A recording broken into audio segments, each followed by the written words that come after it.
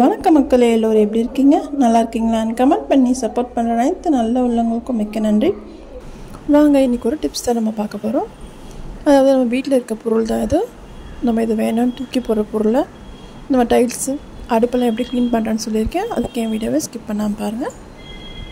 இப்போ நான் இந்த பொருள் எடுத்திருக்கேன் இல்லையா, இதை வந்து நம்ம டைல்ஸ் எல்லாம் அப்ளை பண்ணிடலாம். அப்ளை பண்ணிவிட்டு ஒரு 5 நிமிஷம் கழித்து சும்மா ஒரு ப்ரஷ்ஷை வச்சு தேய்ச்சி நீங்கள் கழுவுனீங்கனாலே சூப்பராக டைல்ஸு நமக்கு பலப்பலன் ஆகிடும். பாருங்கள், ஃபஸ்ட்டு எப்படி இருந்தது, இப்போ எப்படி இருக்குது பாருங்கள். நெக்ஸ்ட்டு வந்து என்ன பண்ணலான்னா, அடுப்பில் நம்ம க்ளீன் பண்ணுவோம், நல்லா க்ளீன் பண்ணுவோம். ஆனால் அந்த ஆணி அந்த இதில் இருக்க இரும்பெல்லாம் அவ்வளோவா போகாது. அதுக்கு என்ன பண்ணலான்னா, நான் சொல்கிற இந்த பொருளை அதில் அப்ளை பண்ணிவிட்டு நம்ம அடுப்பு ஃபுல்லாகவுமே அப்ளை பண்ணலாம்.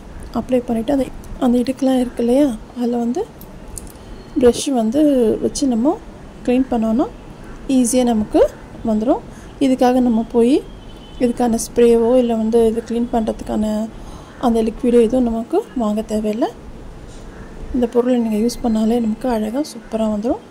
இப்போ பாருங்கள், எல்லாம் அப்ளை பண்ணிவிட்டு ஒரு 2 நிமிஷம் கழித்து நம்ம தொடச்சி எடுத்துடலாம். இப்போ பார்த்தீங்கன்னா உங்களுக்கு தெரியுது பாருங்கள், அங்கே இருக்க அந்த இரும்பு கரெல்லாம் சூப்பராக போயிடுச்சு. இது வீட்டில் யூஸ் பண்ணுற பொருள் தான் இது. நான் உங்களுக்கு லாஸ்ட்டாக சொல்கிறேன் என்னன்றதை. இப்போ பாருங்கள், நல்லா க்ளீன் ஆகிடுச்சு. இதுக்கு இன்னொரு ஐடியாவும் இருக்குது. அதாவது நம்ம ஃபுல்லாக நம்ம நல்லா தொடச்சிட்டு நம்ம வீட்டில் எப்போவுமே விபூதி வச்சுருப்போம் இல்லையா, அந்த விபூதியை கூட நம்ம இதில் நம்ம அப்ளை பண்ணிவிட்டு நல்லா சாஃப்டாக நம்ம தடவிட்டு அதையும் நம்ம ஒரு சும்மா தொடச்சி எடுத்தாலும் நமக்கு அழகாக பலப்பலன் ஆகிடும். நீங்கள் வந்து அடுப்பு உள்ள சில்வர் பாத்திரத்தில் நம்ம வந்து இதை அப்ளை பண்ணிவிட்டு ஒரு துணி வச்சு நம்ம தொடச்சி எடுத்தாலே நல்லா புது பாத்திரம் மாதிரி பலப்பலன் ஆகிடும். ட்ரை பண்ணி பாருங்கள். இது சில்வர் ஒண்டி இல்லை, நம்ம விளக்கு வந்து வாஷ் பண்ணும்போது கூட வாஷ் பண்ணி முடிச்சுட்டு தொடச்சிட்டு இந்த விபூதியை அப்ளை பண்ணிவிட்டு நம்ம தொடச்சி எடுத்தோன்னா நமக்கு விளக்கும் நம்ம பலப்பலன்னு இருக்கும். ஒரு 3 வாரத்துக்கு விளக்கு நல்லா பலப்பலனே இருக்கும். நமக்கு சீக்கிரமாக நமக்கு அழுக்கு சேராது. ட்ரை பண்ணி பாருங்கள். இதில் இன்னொரு விஷயம் என்னென்னா, நம்ம விபூதி சேர்க்கும் போது இதில் நமக்கு ஸ்மெல் வரும். இந்த ஸ்மெல்னால நமக்கு பூச்சி எறும்பெல்லாம் நமக்கு வந்து அடுப்புக்கிட்ட வராது. ஒரு சில நேரத்தில் பர்னரில் வந்து நமக்கு எறும்பு போய் மாட்டிக்கிச்சுன்னா நமக்கு ஒழுங்காக எரியாது. அந்த கேப்பில் வந்து எறும்பு போயிடுச்சுன்னா, அதனால் நம்ம இது மாதிரி யூஸ் பண்ணும்போது வாசனை இருக்கும், எறும்பு நமக்கு அடுப்புக்கிட்ட வராது. வீட்டில் கண்டிப்பாக ட்ரை பண்ணுங்கள்.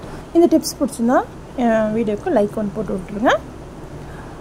இப்போ பார்த்தீங்கன்னா உங்களுக்கு தெரியுதா, இப்போ எப்படி இருந்துச்சு ஃபஸ்ட்டு, இப்போ எப்படி இருக்குன்னு பாருங்கள். இதுதான் வித்தியாசம். இது ஒன்றும் இல்லைங்க, நம்ம வீட்டில் இருக்க மாவு தான். அதாவது நம்ம வந்து தோசை மாவு வச்சுருப்போம் இல்லையா, ஒரு 2 நாள் ஆயிடுச்சுன்னா நல்லா புளிச்சிடும். அதை நம்ம என்ன பண்ணுறதுன்னு தெரியாது. ஒரு நேரத்தில் நம்ம வந்து வெங்காயத்தை கட் பண்ணி போட்டு நம்ம தோசை ஊற்றி சாப்பிடுவோம். ரொம்ப புளிச்சிச்சுன்னா நம்ம கீழே தான் கொட்டுவோம். அந்த புளிச்ச மாவை தான் நான் இப்போ அப்ளை பண்ணி நீங்கள் இது மாதிரி பண்ணிங்கன்னா இந்த அழுக்கெல்லாம் சூப்பராக போயிடும். நம்ம இதுக்குன்னு லிக்விட் அதெல்லாம் எதுவுமே வாங்க வேணாங்க. இது வந்து இது கொண்டியில் நம்ம செவுத்தில் ஏதோ பசங்க வந்து கிறுக்கிட்டா கூட இந்த மாவை நீங்கள் அப்ளை பண்ணி தொடச்சிட்டிங்கன்னா அதெல்லாம் போயிடும். உங்கள் வீட்டில் ட்ரை பண்ணி பாருங்கள். இது பார்த்திங்கன்னா நமக்கு வந்து அடுப்பில் போடுற அந்த தட்டு தான் இது. இதில் வந்து நம்ம கருப்பாக நமக்கு ரொம்ப நாளாக இருக்கும், போகவே போகாது. அது நம்ம என்ன தான் ட்ரை பண்ணாலும் போகாது. நான் வந்து என்ன பண்ணேன்னா, இந்த மாவை புளிச்ச மாவை இதை அப்ளை பண்ணிவிட்டு ஒரு 10 நிமிஷம் ஊற வச்சுட்டு நான் கழுவி பார்த்தேங்க. பார்த்திங்கன்னா அந்த ப்ரஷ் வச்சு நம்ம கொஞ்சமாக தேய்க்கிறேன். நான் கொஞ்சம் தேய்ச்சி பார்த்தேன் எப்படி போதா என்னன்னு சொல்லிவிட்டு. ஃபுல்லாக போகலனாலும் ஓரளவுக்கு நமக்கு க்ளீனாக இருக்குங்க. நீங்களும் உங்கள் வீட்டில் இது மாதிரி ட்ரை பண்ணி பாருங்கள். புளிச்ச மாவை கீழே கொட்டாமல் இது மாதிரி க்ளீனிங் ப்ராசஸ்க்கு நீங்கள் யூஸ் பண்ணி பாருங்கள். எப்படி இருக்குன்னு உங்களோட ஃபீட்பேக்கை எனக்கு சொல்லுங்கள். இந்த வீடியோ பார்த்ததுக்கு ரொம்ப நன்றி. இந்த வீடியோ பிடிச்சிருந்தா லைக் பண்ணுங்கள், ஃப்ரெண்ட்ஸ் அண்ட் ஃபேமிலிக்கு ஷேர் பண்ணுங்கள். மறக்காமல் RS Healthy Kitchen சப்போர்ட் பண்ணுங்கள். நீங்கள் போகிற லைக் தான் எனக்கு நெக்ஸ்ட் வீடியோக்கு ஒரு மோட்டிவேஷனாக இருக்கும். நம்ம நெக்ஸ்ட் வீடியோவில் பார்க்கலாம்.